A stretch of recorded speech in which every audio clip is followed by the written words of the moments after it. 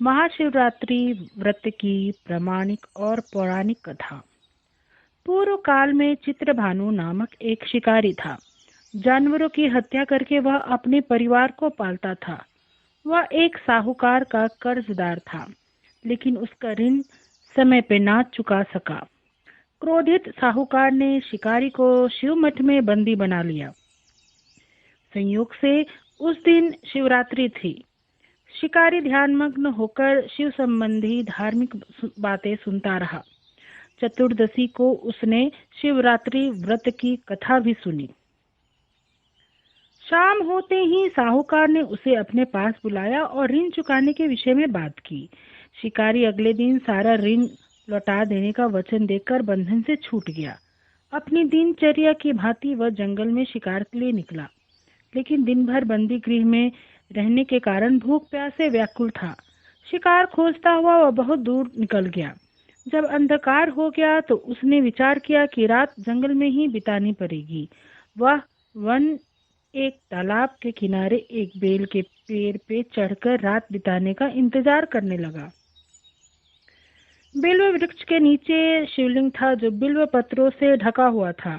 शिकारी को उसका पता न चला। पड़ाव बनाते समय उसने जो टहनियां तोड़ी वे संयोग से शिवलिंग पर गिरती चली गईं। इस प्रकार दिन भर भूखे प्यासे शिकारी का व्रत भी हो गया और शिवलिंग पर बिल्व पत्र भी चढ़ गए। एक पहर रात्रि बीत जाने पर एक गर्भिणी हिरनी तालाब पर पानी पीने पहुंची। शिकारी के धनुष पर तीर चढ़ाकर ज्यों ही प्रत्यंचा खींची, हिरनी बोली, मैं गर्भिणी हूँ, शीघ्र ही प्रसव करूंगी। तुम एक साथ दो जीवों की हत्या करोगे, जो ठीक नहीं है। मैं बच्चे को जन्म देकर शीघ्र ही तुम्हारे समक्ष प्रस्तुत हो जाऊंगी, तब मार लेना। शिकारी ने प्रत्यंचा ढीली कर दी और हिरनी जंगली झाड़ियों में विलुप्त हो गई।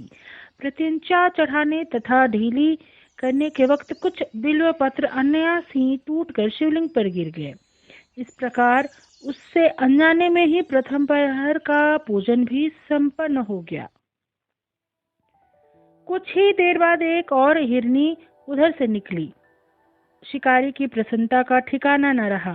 समीप आने पर उसने धनुष पर बाण चढ़ाया। तब उसे देख हिरनी ने विनम्रता पूर्वक निवेदन किया, हे शिकारी, मैं थोड़ी देर पहले ऋतु से निर्वित हुई हूँ, कामातुर गृहिणी हूँ, अपने प्रिय की खोज में भटक रही हूँ। मैं अपने पति से मिलकर शीघ्र ही तुम्हारे पास आ जाऊंगी। शिकारी ने उसे जाने दिया। 2 बार शिकार को खोकर उसका माथा ठनका। वह चिंता में पड़ गया। रात्रि का आखिरी पहर बीत रहा था। इस प्रकार धनुष से लगकर कुछ बेलपत्र शिवलिंग पर जा गिरे तथा दूसरे प्रहर की पूजन भी संपन्न हो गई। तभी एक अन्य हिरनी अपने बच्चों के साथ उधर से निकली। शिकारी के लिए यह स्वर्णिम अवसर था। उसने धनुष पर तीर चढ़ाने में देरी नहीं लगाई। वह तीर छोड़ने ही लगा था कि हिरनी बोली, हे शिकारी, मैं इन बच्चों को इनके पिता के हवाले करके लौट आऊंगी। इस समय मुझे मत मारो। शिकारी हंसा और बोला, सामने आए शिकार को छोड़ दूं? मैं ऐसा मूर्ख नहीं हूँ। इससे पहले मैं 2 बार अपना शिकार खो चुका हूँ। मेरे बच्चे भूख प्यास से व्यर्थ हो रहे होंगे। उत्तर में हिरनी ने फिर कहा, जैसे तुम्हें अपने बच्चों की ममता सता रही है, ठीक वैसे ही मुझे भी। हे शिकारी, मेरा विश्वास करो, मैं इन्हें इनके पिता के पास छोड़कर तुरंत लौटने की प्रतिज्ञा करती हूँ। हिरनी का दुख भरा स्वर सुनकर शिकारी को उस पर दया आ गई। उसने उस मृगी को भी जाने दिया। शिकार के अभाव में तथा भूख प्यास से व्याकुल शिकारी अनजाने में ही बेलपत्र पर बैठा बेलपत्र तोड़ तोड़ कर नीचे फेंकता जा रहा था। पाँव फटने को हुई तो एक हिष्ट पुष्ट मृग उसी रास्ते पर आया। शिकारी ने सोच लिया कि इसका शिकार तो अवश्य करेगा। शिकारी की तनी प्रत्यंचा देखकर मृग विनीत स्वर में बोला, हे शिकारी, यदि तुमने मुझे पूर्व आने वाली 3 मृगियों तथा छोटे छोटे बच्चों को मार डाला है, तो मुझे भी मारने में विलम्ब न करो, ताकि मुझे उनके वियोग में एक क्षण भी दुख न सहना पड़े। मैं उन हिरनियों का पति हूँ। यदि तुमने उन्हें जीवन दान दिया है तो मुझे भी कुछ क्षण का जीवन देने की कृपा करो। मैं उनसे मिलकर तुम्हारे समक्ष उपस्थित हो जाऊंगा। मृग की बात सुनकर शिकारी के सामने पूरी रात का घटनाक्रम घूम गया।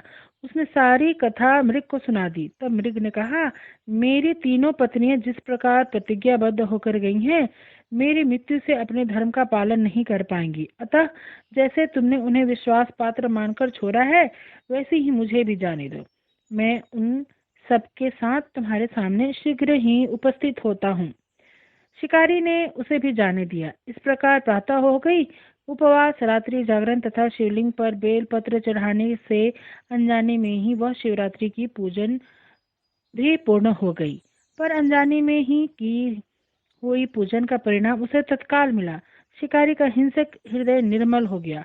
उसमें भगवत शक्ति का वास हो गया। थोड़ी ही देर बाद वह मृग सब परिवार शिकारी के समक्ष उपस्थित हो गया ताकि वह उनका शिकार कर सके। किंतु जंगली पशुओं की ऐसी सत्यता, सात्विकता एवं सामूहिक प्रेम भावना देखकर शिकारी को बड़ी ग्लानि हुई। उसने मृग परिवार को जीवन दान दे दिया।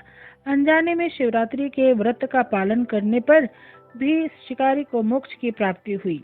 जब मृत्यु काल में यमदूत उसके जीव को ले जाने आए तो शिवगणों ने उन्हें वापस भेज दिया तथा शिकारी को शिवलोक में ले गए। शिव जी की कृपा से ही अपने इस जन्म में राजा चित्रभानु अपने पिछले जन्म को याद रख पाए तथा महाशिवरात्रि के महत्व को जानकर उसका अगले जन्म में भी पालन कर गए। शिव कथा का यह संदेश है। शिव कथा के अनुसार महादेव तो अनजाने में किए गए व्रत का भी फल देते हैं, पर वास्तव में महादेव शिकारी की दया भाव से प्रसन्न हुए। अपने परिवार के कष्ट को ध्यान में देखते हुए शिकारी ने मृग परिवार को जाने दिया। यह करुणा की वस्तुतः उस शिकारी को उन पंडित एवं पुजारियों से उत्कृष्ट बना देती है जो कि सिर्फ रात्रि जागरण, उपवास एवं दूध, दही, बेलपत्र आदि द्वारा शिव को प्रसन्न करना चाहते हैं।